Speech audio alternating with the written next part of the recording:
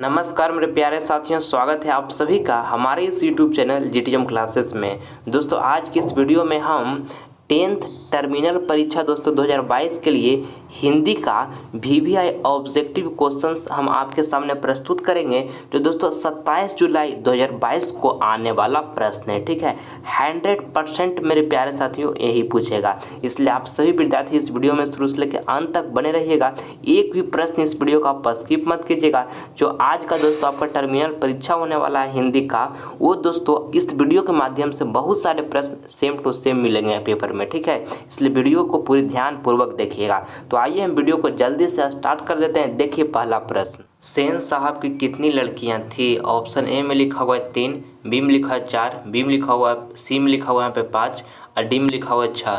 तो दोस्तों आपको ये पहला नंबर प्रश्न में बताना है कि सेन साहब की कितनी लड़कियां थी। तो दोस्तों 5 लड़कियां थी। ठीक है ना, ऑप्शन नंबर यहाँ पे जो सी होगा आपका बिल्कुल करेक्ट आंसर हो जाएगा। आपको इसको याद रखना है। ठीक है, चलिए अगला प्रश्न हम देख लेते हैं।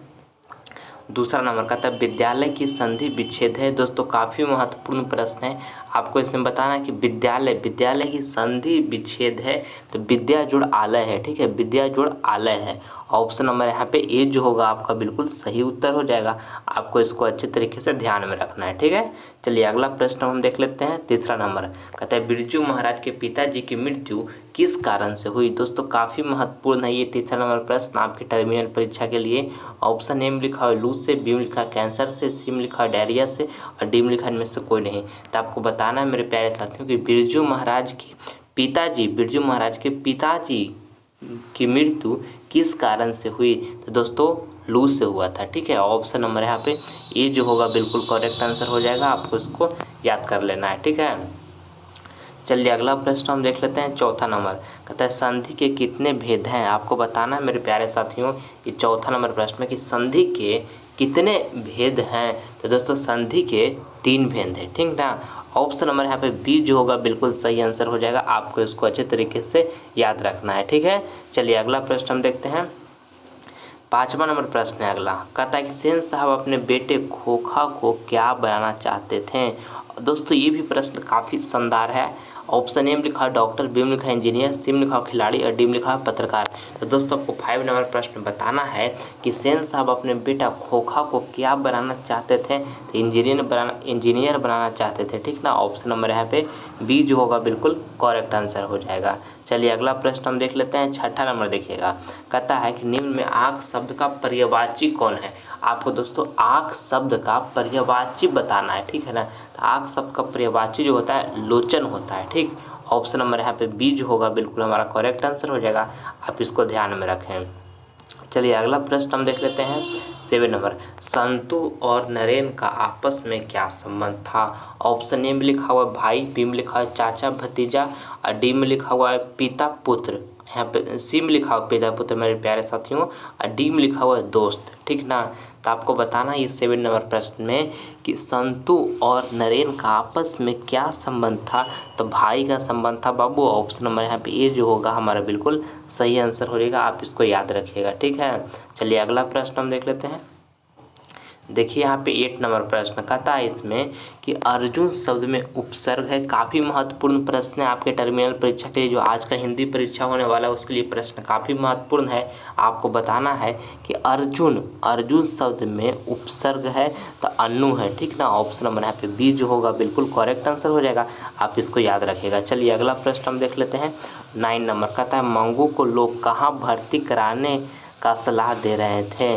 दोस्तों ये भी प्रश्न काफ़ी शानदार है। ऑप्शन ए में लिखा हुआ है गौशाला में, बी में लिखा है अस्पताल में, सी में लिखा हुआ है पाठशाला में और देखिए डी में लिखा हुआ है कारागार में।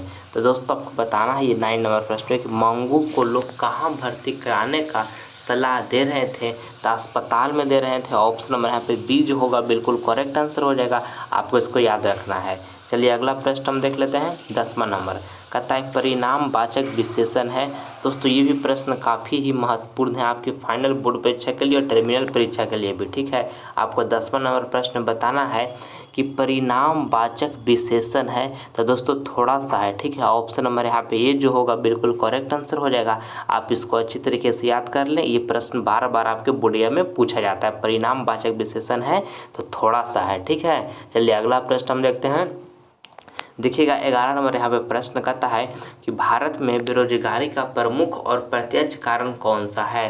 दोस्तों ऑप्शन ए में लिखा हुआ है सती प्रथा, बी में लिखा है दहेज प्रथा, सी में लिखा है जाति प्रथा और डी में लिखा है बाल विवाह। तो दोस्तों आपको 11 नंबर प्रश्न बताना है कि भारत में बेरोजगारी का प्रमुख और प्रत्यक्ष कारण कौन सा है।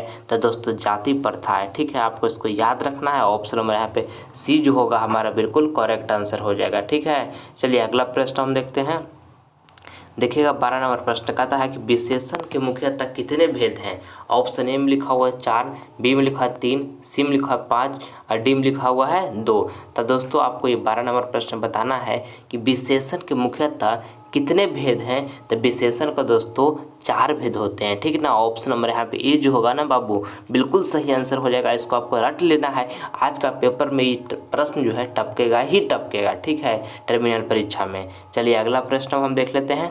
देखिएगा 13 नंबर प्रश्न कहता है कि विवाह शब्द है। ऑप्शन ए में लिखा हुआ है पुल्लिंग, बी में लिखा है स्त्रीलिंग, सी में लिखा है उभयलिंग और डी में लिखा है इनमें से कोई नहीं। तो दोस्तों आपको 13 नंबर प्रश्न बताना है कि विवाह शब्द है तो पुल्लिंग है, ठीक ना। ऑप्शन नंबर यहाँ पे ए जो होगा बिल्कुल करेक्ट आंसर हो जाएगा। आपको इसको अच्छी तरीके से याद रखना है, ठीक है। चलिए अगला प्रश्न हम देख लेते हैं। 14 नंबर प्रश्न देखिएगा, कहता है मंगम्मा का अपनी बहू से किसको लेकर विवाद था। ऑप्शन ए में लिखा हो रंगप्पा, बी में लिखा है पोते, सी में लिखा पति और डी में लिखा इनमें से कोई नहीं। तो आपको 14 नंबर प्रश्न बताना है कि मंगम्मा का अपनी बहू से किसको लेकर विवाद था। तो पोते को लेकर विवाद था, ठीक है ना, पोते को लेकर विवाद था। ऑप्शन नंबर यहाँ पे बी जो होगा बिल्कुल करेक्ट आंसर हो जाएगा। आपको इसको अच्छे तरीके से याद रखना है, ठीक है। चलिए अगला प्रश्न हम देखते हैं। देखिएगा 15 नंबर प्रश्न कहता है सर्वनाम का भेद है। ऑप्शन ए में लिखा है संबंधवाचक, बी में लिखा द्रव्यवाचक, द्रव्यवाचक और सी में लिखा व्यक्तिवाचक और डी में लिखा भाववाचक। दोस्तों काफ़ी ही महत्वपूर्ण प्रश्न है 15 नंबर। आपको इसमें बताना है कि सर्वनाम क्या लिखा हुआ है, सर्वनाम का भेद है तो संबंधवाचक जो है बाबू वो सर्वनाम का भेद है, ठीक है। ऑप्शन नंबर यहाँ पे ए जो होगा बिल्कुल करेक्ट आंसर हो जाएगा। आपको इसको अच्छे तरीके से याद रखना है, ठीक है। चलिए अगला प्रश्न हम देख लेते हैं। दोस्तों ये सभी प्रश्न आपके जो टर्मिनल परीक्षा होने वाला है दोस्तों उसके लिए काफ़ी महत्वपूर्ण है, इसलिए इस वीडियो का एक भी प्रश्न आप स्किप मत कीजिएगा। वीडियो को पूरी कंसंट्रेशन के साथ देखिएगा। सारा प्रश्न दोस्तों आपके जो फर्स्ट टर्मिनल परीक्षा होने वाला है 2022 उसके लिए काफ़ी ही महत्वपूर्ण प्रश्न है, ठीक है। और दोस्तों ये सभी प्रश्न आपके बोर्ड एग्जाम में बहुत बार पूछा गया है, ठीक है। इसलिए वीडियो आप शुरू से लेकर अंत तक पूरी ध्यानपूर्वक देखिएगा बाबू। एक भी प्रश्न को इस वीडियो का आप स्किप मत कीजिएगा। इस वीडियो के माध्यम से आज का पेपर में आप बहुत सा प्रश्न एकदम हूबहू लड़ेगा, ठीक है, ये मेरा गारंटी है। चलिए देखिएगा अब 16 नंबर प्रश्न की ओर हम बढ़ते हैं। कहता है इसमें कि लौट कर आऊँगा फिर कविता में कभी कहाँ लौटने की बात करता है। ऑप्शन ए में लिखा हुआ बिहार, बी में लिखा है उड़ीसा, सी में लिखा है चेन्नई और डी में लिखा हुआ है बंगाल। तो दोस्तों आपको बताना है ये प्रश्न में कि लौट कर आऊँगा फिर कविता में कभी कहाँ लौटने की बात करता है। तो बंगाल लौटने की बात करता है, ठीक है। ऑप्शन नंबर डी जो होगा बिल्कुल हमारा सही आंसर हो जाएगा। चलिए अगला प्रश्न हम देखते हैं। 17 नंबर देखिएगा, कहता है कि निम्नलिखित में सर्वनाम है। दोस्तों आपको बताना है कि निम्नलिखित में सर्वनाम है। देखिए वह जो है ना ये सर्वनाम है। ऑप्शन नंबर यहाँ पे ए जो होगा बिल्कुल करेक्ट आंसर हो जाएगा। आपको इसको याद रखना है, ठीक है। चलिए अगला प्रश्न हम देखते हैं। 18 नंबर देखते हैं। द्वंद्व समास है। दोस्तों आपको बताना है ये प्रश्न में कि द्वंद्व समास है तो दिन रात जो है ना द्वंद्व समास है। ऑप्शन नंबर सी जो होगा यहाँ पे बिल्कुल हमारा उचित आंसर हो जाएगा, ठीक है। चलिए अगला प्रश्न हम देखते हैं। 19 नंबर प्रश्न देखिएगा बाबू, कहता है कि निम्नलिखित में से संज्ञा का भेद है। ऑप्शन ए में देखिए लिखा हुआ पुरुषवाचक, बी में लिखा व्यक्तिवाचक, सी में लिखा संबंधवाचक और डी में लिखा इनमें से कोई नहीं। दोस्तों आपको बताना है ये 19 नंबर प्रश्न है कि निम्नलिखित में से संज्ञा का भेद है। तो दोस्तों देखिए आपको संज्ञा का भेद पूछा गया था। संज्ञा का भेद हमारा व्यक्तिवाचक है, ठीक ना। ऑप्शन नंबर यहाँ पे बी जो होगा बाबू बिल्कुल सही आंसर हो जाएगा। आपको इसको याद रखना है, ठीक है। चलिए अगला प्रश्न हम देखते हैं। अगला प्रश्न हमारा यहाँ पे 20 नंबर कहता है मेरे बिना तुम प्रभु किस भाषा से अनुदित है। ऑप्शन ए में लिखा है अंग्रेजी, बी में लिखा है फ्रांसीसी, सी में लिखा है रूस और डी में लिखा हुआ है जर्मन। तो आपको बताना है कि मेरे बिना तुम प्रभु किस भाषा से अनुदित है, तो जर्मन से है, जर्मन से। ऑप्शन नंबर यहाँ पे डी जो होगा बिल्कुल करेक्ट आंसर हो जाएगा, इसको ध्यान में रखिएगा। चलिए नेक्स्ट प्रश्न हम देख लेते हैं, निम्नांकित में कौन शब्द शुद्ध है। ऑप्शन देखिए, ये जो प्रश्न है बाबू आपको बताना है कि निम्नांकित में कौन शब्द शुद्ध है, यानी कि चारों ऑप्शन में से जो देवनागरी लिखा हुआ कौन जो है शुद्ध में लिखा हुआ है। तो ऑप्शन ए में जो देवनागरी लिखा हुआ है शुद्ध में लिखा हुआ है, ऑप्शन नंबर ए जो होगा हमारे यहाँ पे बिल्कुल करेक्ट आंसर हो जाएगा। ठीक है, ऑप्शन बी में भी गलत लिखा हुआ है, सी में भी गलत लिखा हुआ है, डी में भी गलत लिखा हुआ है। ठीक है, चलिए अगला प्रश्न देखते हैं। यहाँ पे देखिएगा 22 नंबर प्रश्न कहता है उगते हुए सूरज का देश किसे कहा जाता है। ऑप्शन ए में लिखा है जापान को, बी में लिखा है नेपाल को, सी में लिखा है भूटान को, डी में लिखा हुआ है ईरान को। तो दोस्तों आपको 22 नंबर प्रश्न बताना है कि उगते हुए सूरज का देश किसे कहा जाता है। तो जापान को कहा जाता है। ऑप्शन नंबर यहाँ पे ए जो होगा मेरे प्यारे साथियों बिल्कुल सही आंसर हो जाएगा, आपको इसको याद रखना है। ठीक है, चलिए अगला प्रश्न हम देखते हैं। अगला प्रश्न हमारा यहाँ पे 23 नंबर है, सर्वनाम के भेद हैं। ऑप्शन ए में लिखा हुआ है 5, बी में लिखा हुआ 4, सी में लिखा 3 और डी में लिखा हुआ 6। तो दोस्तों आपको ये 23 नंबर प्रश्न बताना है कि सर्वनाम के भेद हैं। तो बाबू सर्वनाम के जो भेद हैं वो 6 हैं। ठीक ना, याद रखिएगा, काफ़ी ही महत्वपूर्ण प्रश्न है, बोर्ड एग्जाम में हमेशा ये प्रश्न पूछा जाता है। ऑप्शन नंबर डी यहाँ पे हमारा बिल्कुल सही आंसर हो गया। चलिए अगला प्रश्न हम देख लेते हैं।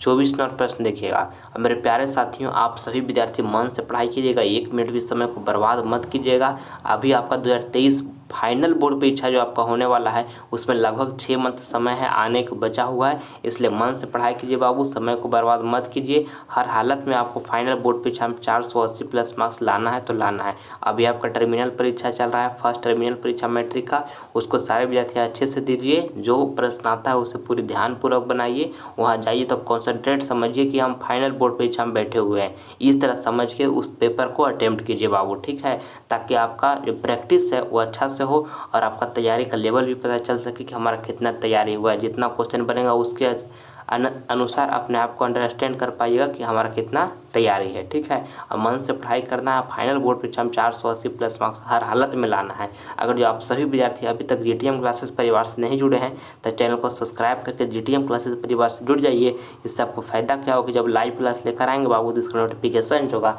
सबसे पहले आपको ही मिलेगा। ठीक है, हम सब मिलकर 2023 बोर्ड एग्जाम का काफ़ी शानदार तैयारी करेंगे, इसलिए आप सभी विद्यार्थी जीटीएम क्लासेस परिवार से जल्द जुड़े चैनल को सब्सक्राइब करके। ठीक है, चलिए देखिए 24 नंबर प्रश्न कहता है कि नागरी लिपि के आरंभिक लेख कहाँ मिलते हैं।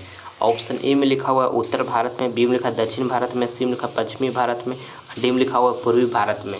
तो आपको 24 नंबर प्रश्न बताना है मेरे प्यारे साथियों कि नागरी लिपि के आरंभिक लेख कहाँ मिलते हैं। तो दोस्तों दक्षिण भारत में मिलते हैं, दक्षिण भारत में मिलते हैं। ऑप्शन नंबर यहाँ पे बी जो होगा हमारा बिल्कुल करेक्ट आंसर हो जाएगा, आपको इसको याद रखना है। ठीक है, चलिए अगला प्रश्न हम देखते हैं। अगला प्रश्न हमारा यहाँ पे है 25 नंबर का है गुणवाचक विशेषण है। दोस्तों ये भी प्रश्न काफ़ी ही महत्वपूर्ण है आपकी फाइनल बोर्ड परीक्षा के लिए, टर्मिनल परीक्षा के लिए भी। ठीक है, आपको बताना है कि गुणवाचक विशेषण है तो अच्छा है। ठीक ना, ऑप्शन नंबर यहाँ पे डी जो होगा बिल्कुल हमारा सही आंसर हो गया। चलिए अगला प्रश्न हम देख लेते हैं। 26 नंबर प्रश्न देखिएगा, कहता है गुणवान शब्द में प्रत्यय है। आपको बताना कि गुणवान शब्द में प्रत्यय है तो बान बाबू प्रत्यय है। ठीक ना, ऑप्शन नंबर डी जो होगा बिल्कुल हमारा करेक्ट आंसर हो गया। चलिए अगला प्रश्न हम देखते हैं 27 नंबर, कहता है झोपड़ी और महल की लड़ाई में अक्सर कौन जीतता है। दोस्तों आपको बताना ही ये 27 नंबर प्रश्न में कि झोपड़ी और महल की लड़ाई में अक्सर कौन जीतता है, तो महल वाले जीतते हैं। ठीक है, ऑप्शन नंबर यहाँ पे ये जो होगा बिल्कुल सही आंसर हमारा हो जाएगा। ठीक है, चलिए अगला प्रश्न हम देखते हैं। अब 28 नंबर प्रश्न यहाँ पे देखिएगा, कहता है पंडित बिरजू महाराज का जन्म कहाँ हुआ था। दोस्तों ये भी प्रश्न काफ़ी महत्वपूर्ण है, आपका बोर्ड एग्जाम में 10 बार से भी ज़्यादा बार पूछा गया है। आज का परीक्षा जो टर्मिनल होने वाला है उसका पेपर में जाकर ये प्रश्न छपेगा। ठीक है, इसलिए आप इसको भी रट लीजिए। पंडित बिरजू महाराज का जन्म कहाँ हुआ था, तो लखनऊ में हुआ था बाबू, लखनऊ में। ठीक ना, ऑप्शन नंबर ए जो होगा यहाँ पे बिल्कुल हमारा सही आंसर हो जाएगा। ठीक है, चलिए अगला प्रश्न हम देख लेते हैं। यहाँ पे 29 नंबर देखते हैं, कहता है मदन ने कासू के कितने दांत तोड़े, तो 2 गो दांत तोड़ा था बाबू, ध्यान में रखिएगा। ठीक है, ऑप्शन नंबर ए जो होगा यहाँ पे बिल्कुल हमारा सही आंसर हो जाएगा। चलिए अगला प्रश्न हम देख लेते हैं 30 नंबर देखिएगा, कहता है मैक्स मुलर का जन्म कब हुआ था। ऑप्शन एम लिखा है 1824 ईस्वी में, बी लिखा है 1823 ईस्वी में, यहाँ पे देखिए सी लिखा है 1825 ईस्वी में और डी लिखा है 1826 ईस्वी में। तो आपको ये 30 नंबर प्रश्न बताना है मेरे प्यारे साथियों कि मैक्स मुलर का जन्म कब हुआ था। तो 1823 ईस्वी में हुआ था। कब हुआ था? 1823 ईस्वी में हुआ था। ऑप्शन नंबर यहाँ पे बी जो होगा बिल्कुल करेक्ट आंसर हो जाएगा। आपको इसको अच्छे तरीके से याद रखना है, ठीक है। चलिए अगला प्रश्न हम देख लेते हैं। अगला प्रश्न आपका HW का बाबू है। ये प्रश्न का आंसर आप सभी विद्यार्थियों को हम नहीं बताएंगे। इसका जवाब आपको कमेंट बॉक्स में देना है, जो आंसर आपको सही लगेगा, ठीक है। देखिए प्रश्न में आपसे पूछा गया है कि बहादुर कहाँ के रहने वाला था। ऑप्शन एम लिखा भूटान, बी लिखा नेपाल, सी लिखा उत्तर प्रदेश और डी लिखा बिहार। तो जो ऑप्शन सही लगे कमेंट में जवाब जरूर दीजिएगा। आप सभी विद्यार्थी का कमेंट का हम प्रतीक्षा करेंगे, ठीक है। और दोस्तों अगर ये वीडियो पसंद आया तो इस वीडियो को आप सभी विद्यार्थी दिल से एक लाइक करें और ज़्यादा से ज़्यादा इस वीडियो को अपने फ्रेंड के पास भी शेयर करें, ताकि दोस्तों आपका शेयर किसी की मदद कर सके। अगर जो आप किसी व्यक्ति को मदद करते हैं तो भगवान स्वयं आपको खुद मदद करेंगे, ठीक है। इसलिए आप मदद दूसरे को कीजिए इस वीडियो को शेयर करके। और अगर जो अभी तक चैनल को सब्सक्राइब नहीं किए हैं तो कर लीजिए बाबू। इससे आपको फ़ायदा क्या होगा, जब हम लाइव क्लास लेकर आएंगे तो इसका नोटिफिकेशन जो है सबसे पहले आपको ही मिलेगा। और सारे विद्यार्थी मन से पढ़ाई कीजिएगा, 1 मिनट भी समय बर्बाद मत कीजिएगा बाबू। माता पिता बहुत उम्मीद से पाल पोस कर आपको बड़ा किए हैं, तो उनका आपको ध्यान रखना है। इसलिए आपका कर्तव्य बनता है, दायित्व बनता है कि मन से आप पढ़ाई करें और जीवन में खूब तरक्की करें और माता पिता का समाज में नाम रोशन करें, ठीक है। आप सभी विद्यार्थी से मिलते हैं नेक्स्ट वीडियो में। तब तक के लिए जय हिंद, जय भारत।